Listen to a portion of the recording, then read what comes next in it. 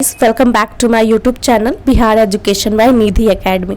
तो आज की इस सुपर डुपर वीडियो में हम लोग क्लास 10th का जो चैप्टर हिस्ट्री का है फर्स्ट, उसको पढ़ने वाले हैं यूरोप में राष्ट्रवाद। ठीक है, तो वीडियो स्टार्ट करने से पहले अगर आपको वीडियो अच्छा लगता है तो लाइक शेयर एंड सब्सक्राइब जरूर कीजिएगा। ठीक है, चलिए अपना वीडियो स्टार्ट करते हैं। यूरोप में राष्ट्रवाद, ये क्लास 10th का है। ठीक है, राष्ट्रवाद का अर्थ क्या होता है, पहले ये समझते हैं कि आखिर राष्ट्रवाद होता क्या है। तो राष्ट्रवाद का अर्थ ये होता है कि राष्ट्र के प्रति प्रेम या फिर राष्ट्र के प्रति लगाव। ठीक है, राष्ट्र के प्रति अगर आपका प्रेम है, लगाव है उससे, तो उसी को हम क्या बोलते हैं, राष्ट्रवाद। ठीक है, चलिए इसी के बारे में हमको डिटेल में पढ़ना है। ठीक है, कि यूरोप में जो राष्ट्रवाद का फैलाव हुआ था वो कैसे हुआ था। चलिए देखिए यहाँ, राष्ट्रवाद आधुनिक विश्व की राजनीतिक जागृति का प्रतिफल है। यह एक ऐसी भावना है जो किसी विशेष भौगोलिक, सांस्कृतिक या सामाजिक परिवेश में रहने वाले लोगों के बीच एकता का वाहक करती है।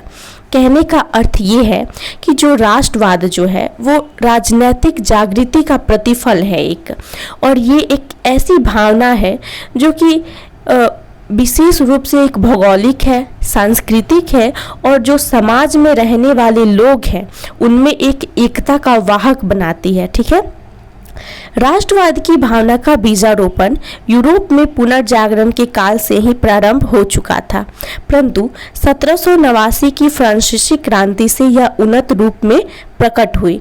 19वीं शताब्दी में तो यह उन्नत एवं आक्रामक रूप से जो है सामने आई थी।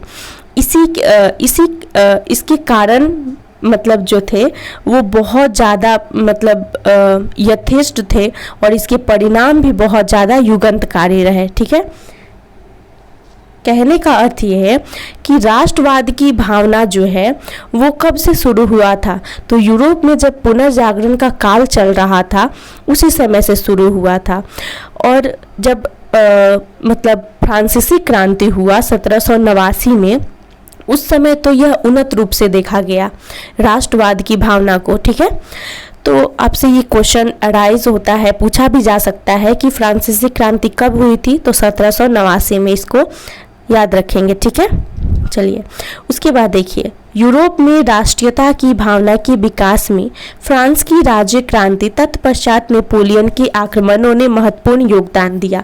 फ्रांसीसी क्रांति ने राजनीति को अभिजात्य वर्ग के परिवेश से बाहर कर उसे अखबारों, सड़कों और जो सर्वसाधारण की वस्तु बना दिया। कहने का अर्थ ये है कि जब यूरोप में राष्ट्रवाद की भावना का विकास हो रहा था तो फ्रांस की जो राज्य क्रांति थी, उसके बाद नेपोलियन के जो आक्रमण जो थे उस समय वो बहुत ज़्यादा महत्वपूर्ण योगदान निभाए थे। ठीक है, और जो फ्रांस की राज्य मतलब राजनीति थी, उसने अभिजात्य वर्ग का जो परिवेश था उसको बाहर निकाल दिया था। ठीक है, और उसको बाहर निकाल के एक सर्वसाधारण की वस्तु बना दिया। यूरोप के कई राज्यों में जो है नेपोलियन के अभियानों द्वारा नौ युग का संदेश पहुंचा। देखिए, यूरोप में जब राष्ट्रवाद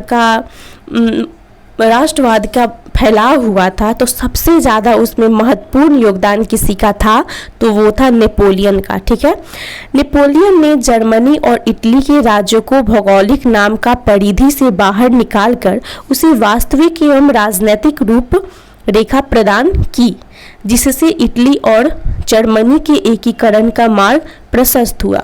दूसरी तरफ नेपोलियन की नीतियों के कारण फ्रांसीसी प्रभुता और आधिपत्य के विरुद्ध यूरोप में देशभक्ति विक्षोभ भी जगा। देखिए, कहने का अर्थ ये है कि नेपोलियन जो था वो लोग बहुत ज़्यादा योगदान निभाए थे। कब? जब यूरोप में राष्ट्रवाद की भावना का फैलाव हो रहा था, और इन्हीं के कारण जो है जर्मनी और इटली का जो एकीकरण हो रहा था उसका मार्ग प्रशस्त हुआ था। ठीक है, उसके बाद देखिए नेपोलियन के पतन के बाद यूरोप की जो विजयी शक्तियां ऑस्ट्रिया की राजधानी वियना में 1815 में एकत्र हुई, जिनका उद्देश्य यूरोप में पुनः उसी व्यवस्था को स्थापित करना था जिसे नेपोलियन के युद्धों और विजयों ने अस्त व्यस्त कर दिया था। कि जब नेपोलियन का पतन हो गया था तो यूरोप की जो विजयी शक्तियां थी वो ऑस्ट्रिया की राजधानी जो है वियना में 1815 में एकत्र हुई और उन्होंने एक उद्देश्य बनाया कि यूरोप में फिर से वही शासन लाया जाए जो कि वो लोग चाहते थे। कौन सा शासन? तो निरंकुश शासन। वो लोग अपना शासन चाहते थे, लेकिन यूरोप में नेपोलियन जो थे वो धीरे धीरे राष्ट्रवाद का भावना का जगा चुके थे। ठीक है, तो प्रजातंत्र और गणतंत्र ये लोग चाहते थे यूरोप के लोग, लेकिन इन्होंने क्या किया था, जो नेपोलियन के युद्धों से और विजय हुए थे उसको अस्त व्यस्त कर दिया था। तो उसको चाहते थे कि फिर से वही पुराना शासन लाया जाए, परंतु इसमें भाग लेने वाले राजनयिक इस बात को देख सकने में असमर्थ रहे। जनतंत्र और राष्ट्रवाद की नई शक्तियां राजनीति को निर्धारित करने वाले नए तत्वों के रूप में उभर रही थी। सन 1815 के वियना सम्मेलन की मेजबानी ऑस्ट्रिया के चांसलर मेटरनिख ने किया, जो घोर प्रतिक्रियावादी था।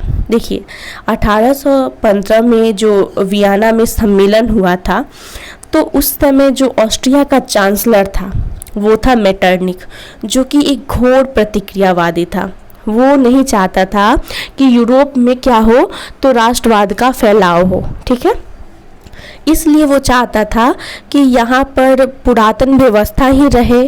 ठीक है, उसी के बारे में है। देखिए वो क्या चाहता था। इस सम्मेलन में ब्रिटेन, रूस, प्रसा और ऑस्ट्रिया जैसी यूरोपीय शक्तियों ने मिलकर ऐसी व्यवस्था की जिसका मुख्य उद्देश्य यूरोप में उस शांति संतुलन को स्थापित करना था जिसे नेपोलियन के युद्धों ने समाप्त कर दिया था। गणतंत्र एवं प्रजातंत्र, जो फ्रांस की क्रांति की देन था, उसका विरोध करना और पुरातन व्यवस्था को पुनर्स्थापना करना मेटरनिख व्यवस्था का उद्देश्य था। आपसे एक क्वेश्चन पूछा जा सकता है कि 1815 में मतलब ऑस्ट्रिया का चांसलर कौन था? तो मेटरनिख था। मेटरनिख कौन था? तो एक घोर प्रतिक्रियावादी था। ठीक है, और वियना कांग्रेस का जो सम्मेलन हुआ था वो कब हुआ था? तो 1815 में। ठीक है, इसको याद रखेंगे। अब देखिए, नेपोलियन जो थे वो यूरोप में राष्ट्रवाद की भावना को फैला चुके थे, लेकिन जो ये मेटरनिख था वो चाहता था कि राष्ट्रवाद नहीं फैले, क्योंकि वो घोर प्रतिक्रियावादी था। वो निरंकुश शासन चाहता था और इसीलिए वो चाहता था कि गणतंत्र और प्रजातंत्र जो है फ्रांस की क्रांति का देन है उसका वो विरोध करता था और चाहता था कि पुराना व्यवस्था आ जाए। और यही व्यवस्था जो है उसके मतलब उसका उद्देश्य बन गया था। तो आपसे एग्जाम में क्वेश्चन पूछा जा सकता है कि मेटरनिख व्यवस्था का उद्देश्य क्या था। ठीक है, तो आप आसानी से बता सकते हैं कि वो गणतंत्र और प्रजातंत्र का मतलब विरोध करना चाहता था और पुरातन व्यवस्था लाना चाहता था। अतः वियना सम्मेलन के माध्यम से यूरोप में नेपोलियन युग का अंत और मेटरनिख युग का शुरुआत हो गया। इटली पर अपना प्रभाव स्थापित करने के लिए मेटरनिख ने उसे कई राज्यों में विभाजित कर दिया। सिसिली और नेप्स के प्रदेश बुर्बो राजवंश के सम्राट जो है फर्डिनेंड को दे दिया गया। रोम और उसके आसपास के जो राज्य थे उसको पोप को सौंप दिया गया। लोम्बार्डी जो और वेनेशिया जो था उस पर ऑस्ट्रिया का प्रभुत्व कायम कर दिया गया। परमा और मोडेना, ठीक है, टारकनी के प्रांत जो थे हेबस वर्ग को दे दिया गया था। जेनेवा और सार्डिनिया पिगमाउंट के राज्य को एक राज्य बना दिया गया था।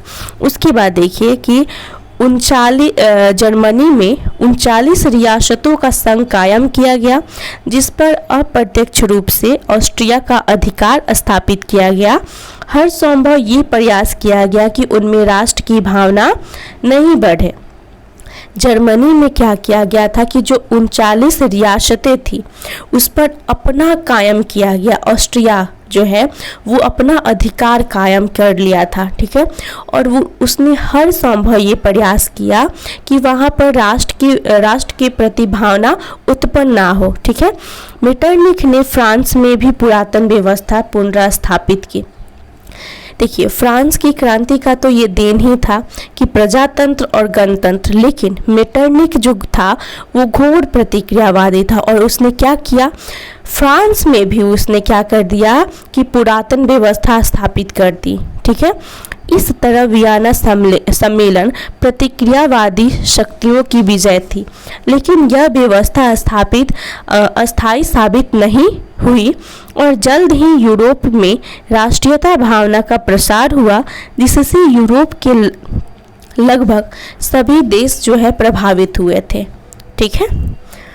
उसके बाद देखिए, फ्रांस में वियना व्यवस्था के तहत क्रांति के पूर्व की व्यवस्था को स्थापित करने के लिए बुर्बो राजवंश को पुनर्स्थापित किया गया तथा लुई 18वां को फ्रांस का राजा बनाया गया।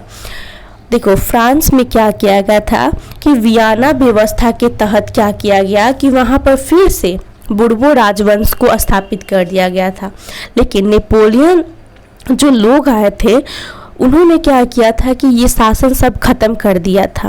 उन्होंने यूरोप में राष्ट्रवाद का जो भावना था उसको बढ़ाया था और ये जो बुर्बो राजवंश थे इनको खत्म कर दिया था। लेकिन जो वियना सम्मेलन हुआ था, मेटरनिख ने किया था, उसको फिर से जो बुर्बो राजवंश थे उनको फिर से पुनर्स्थापित कर दिया और लुई 18वां को उसने फ्रांस का राजा बना दिया था।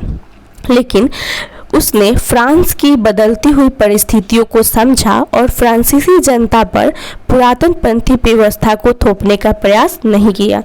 लेकिन लुई 18वां जो था वो एक अच्छा शासक था। उसने क्या किया कि जो बदल रही परिस्थिति थी उसको उसने समझा और फ्रांस की जनता पर पुरातन व्यवस्था को थोपने का प्रयास नहीं किया।